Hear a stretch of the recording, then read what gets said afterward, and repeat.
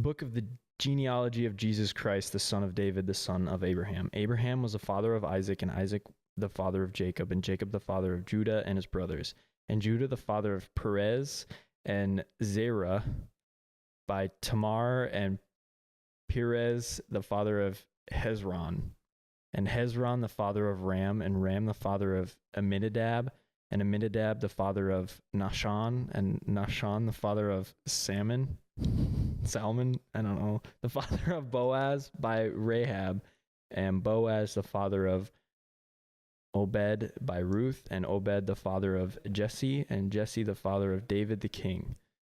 I probably butchered a lot of those, but no, you know, they were all right. You guys have no idea. And David was the father of Solomon, the wife of Uriah, and Solomon the father of Rehoboam, and Rehoboam the father of Abijah, and Abijah the father of Asp the father of Jehoshaphat, and Jehoshaphat the father of Joram, and Joram the father of Uzzah. Maybe we should have had you read this. You did a lot better last night. And Uzzah the father of Jotham, and Jotham the father of Hazah, and Haz the father of Hezekiah, and Hezekiah the father of Manasseh, and Manasseh the father of Amos, and Amos the father of Josiah, right? And Josiah the father of Jeconiah and his brothers. At the time of the deportation to Babylon, and after the deportation of, and after the deportation to Babylon, Jeconiah was the father of Shealtiel, the father of Zerubbabel, and Zerubbabel the father of Abidud, and Abidud the father of Elikim, and Elikim the father of Azor, and Azor the father of Zadok, and Zadok the father of Achim, and Achim the father of Elud, and Elud, right? Is that how you think you'd pronounce that? The father of Eleazar, and Eleazar the father of Mathan, and Mathan the father of Jacob, and Jacob the father of Joseph, the husband of Mary, of whom Jesus was born, who is called Christ. Oh my gosh. There we go. That should be the end of it. So all the generations of Abraham to David were 14 generations, from David to the deportation to Babylon, 14 generations, and from the deportation of Babylon to the Christ, 14 generations. Wow. I am so sorry. Okay. The birth of Jesus Christ. Verse 18. Now the birth of Jesus Christ took place in this way. When his mother Mary had been betrothed, to Joseph, thank you, before they came together, she was found to be with child from the Holy Spirit. And her husband Joseph, being just a man and unwilling to put her to shame, resolved to divorce her quietly. But as he considered these things, behold, an angel of the Lord appeared to him in a dream, saying, Joseph, son of David, do not fear to take Mary as your wife, for that which is conceived in her is from the Holy Spirit. She will bear a son, and you shall call his name Jesus, for he will save his people from their sins. All this took place to fulfill that the Lord had spoke by the prophet. Behold, the virgin shall conceive and bear a son, and they shall call his name Emmanuel, which means God with us.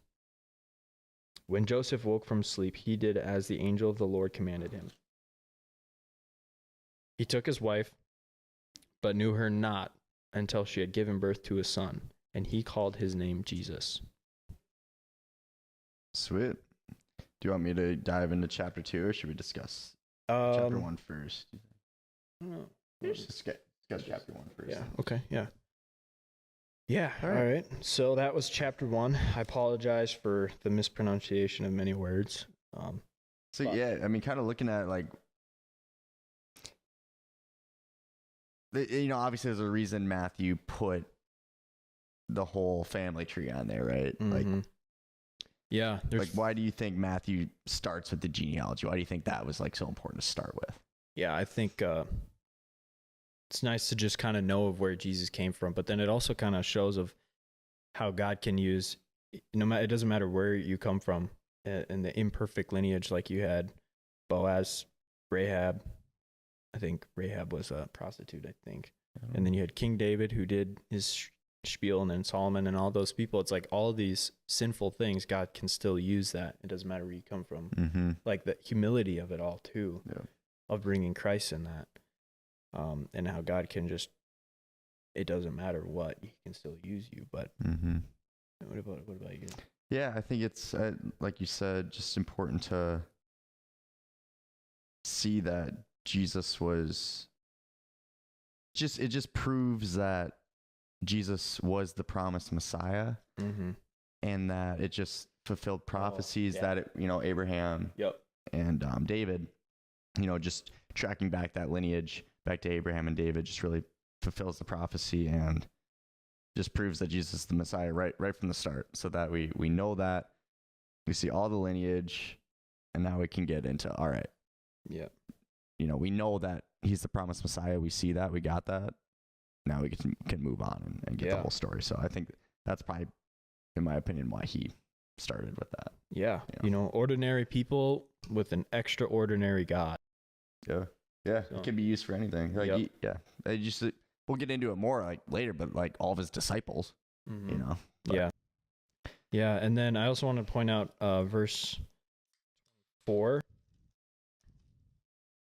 I'm in chapter 2. Where am I? Oh, verse 24. When Joseph woke from sleep, he did as the angel of the Lord commanded him. He took his wife.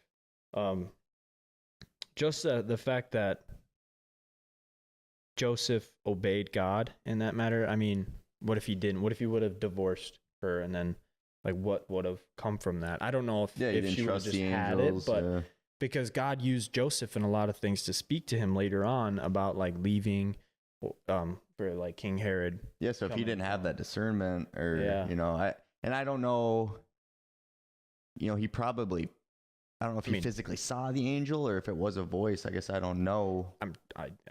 But if it's such an important event, he probably saw the angel. I'm not sure, but I don't know. What does it say in there? Is it? It's considered, behold, an angel of the Lord appeared to him. Yeah, so it probably, in a dream. Yeah, so he came to him in a dream. Yeah. But, just the fact that he obeyed and look what came of it. I mean. Makes you wonder how your dreams, if there is deep meaning to them. I had a dream last night that creeped me out because I had to go back. I was back in school, and apparently I didn't go to any of my classes. So it was like the end of the semester, and it was like time to graduate, but I didn't go into my classes. So I'm like trying to figure out like, what do I do now? Like, I'm like trying to, my professor's trying to look at my grades and everything that I didn't go to. It was a mess. So I don't know if that has any deep meaning, but I was stressed out. I'm sure I bet some of them, there's some dreams that have meaning and then some that maybe don't as much. Yeah. But as you can see, God uses the dreams and he comes to those. Cause I know that Bryce Crawford dude, he always prays for people to like God appear to him in dreams. So, I mean, and one of my buddies actually had a dream where God exposed a verse to him. I don't know why the verse was exposed to him, but he did. And I think it was like First Corinthians something 12 or something. Yeah. But it was just kind of cool to how God can use our dreams for. Yeah, I might try that. I might try to just pray that, if there's ever something that I need, feel like I need an answer to, like I'm divided, I don't know what to do, like maybe just invite God to just come to me in a dream or something and just show me and just, I don't know. And just, if it's meant to be, he'll show up in a dream and show me what I'm supposed to do. That's interesting. I like that. But yeah, at the end of the day, Joseph obeyed that. Like he trusted that he had faith. And I think that's really cool. Yeah. But yeah, should we move on to chapter